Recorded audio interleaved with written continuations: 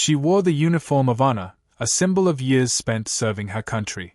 To most, she was a leader, a protector, a woman who had earned her place through sacrifice and discipline. But on one ordinary afternoon, none of that mattered. Not her rank. Not her medal. The flashing lights, the handcuffs, the cold steel pressing against her wrists, none of it came with warning. 1 minute, she was exercising her rights as any citizen would. The next, she was treated like a criminal, humiliated on the very streets she had sworn to defend. The injustice unfolded not because she had done wrong, but because she refused to stay silent. Every second pushed her deeper into a nightmare that should never have happened. Stripped of dignity in public view, she wasn't just fighting for herself, she was standing in the shadow of a painful truth that countless others had faced before her. But what the officers didn't know was that this woman carried a power they could never imagine.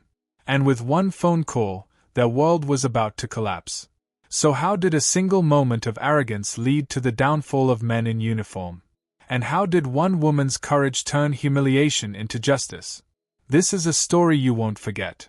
For General Elaine Carter, life was built on discipline, service, and sacrifice. She had spent decades rising through the ranks, breaking barriers in spaces where few women, let alone black women, were ever allowed to stand. To her soldiers, she was more than a leader.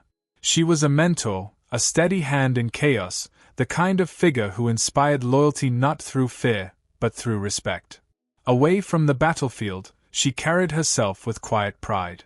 She jogged the same neighborhood route every morning, waved to the same families on her street, and stopped by the corner cafe where the barista knew her order by heart. Despite the heavy weight of her title, she still lived simply, finding peace in small routines that grounded her.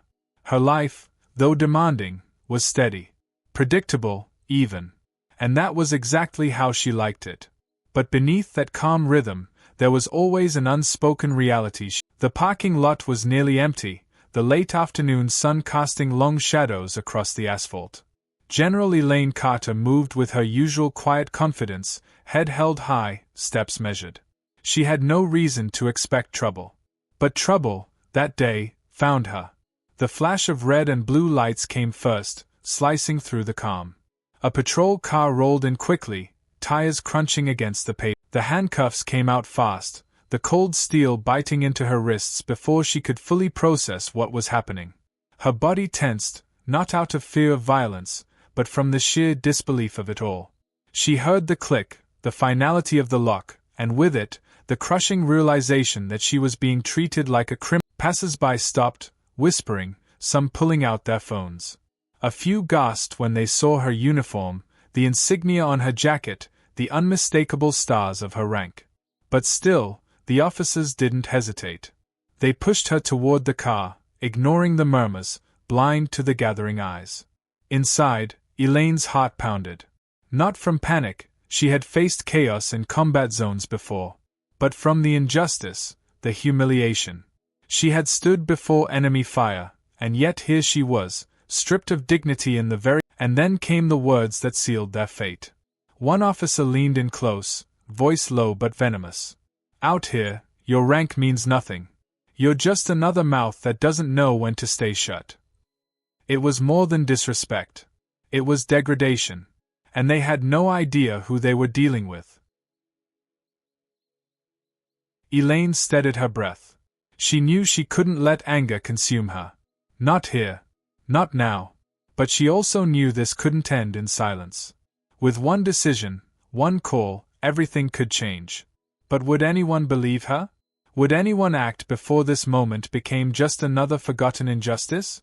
The air was heavy with tension. The crowd was watching. The officers tightened. The cuffs dug deeper into her skin with every shove, each step toward the patrol car a reminder that power, in the wrong hands, could be as dangerous as any battlefield. The officers moved with arrogance, smirking as though victory was theirs. To them, this was just another lesson, a reminder of who they thought held authority on these streets. But they underestimated her.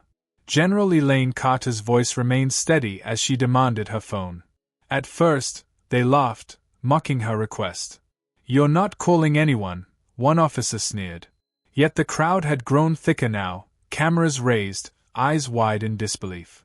The tension was electric, every second stretching like a lifetime. With a calmness born from years of standing under fire, Elaine finally spoke the words that froze them mid-motion. She didn't shout. She didn't plead. She simply stated her title again, General, United States Army, and added a name that made the crowd gasp, "Connect me to the Pentagon." The officers faltered. Their bravado cracked, but the silence on the line lasted only a beat before a commanding voice thundered through the speaker. It wasn't just anyone. It was her direct superior, someone with the power to end careers in an instant. The officer's face drained of color as he realized too late who he had shackled in public view. The crowd erupted, whispers turning into shouts.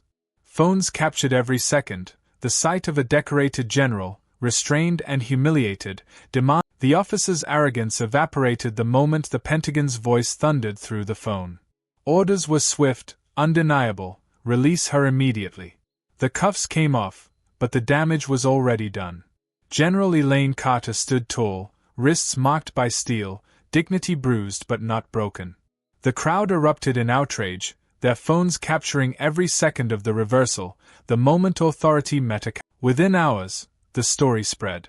Headlines blazed, footage went viral, and questions were asked at the highest levels. How could a decorated general, someone who had given her life to protect freedom, be treated like a criminal in broad daylight? And if this could happen to her, what about those without titles, without connections, without power? For Elaine, the humiliation lingered long after the cuffs were gone.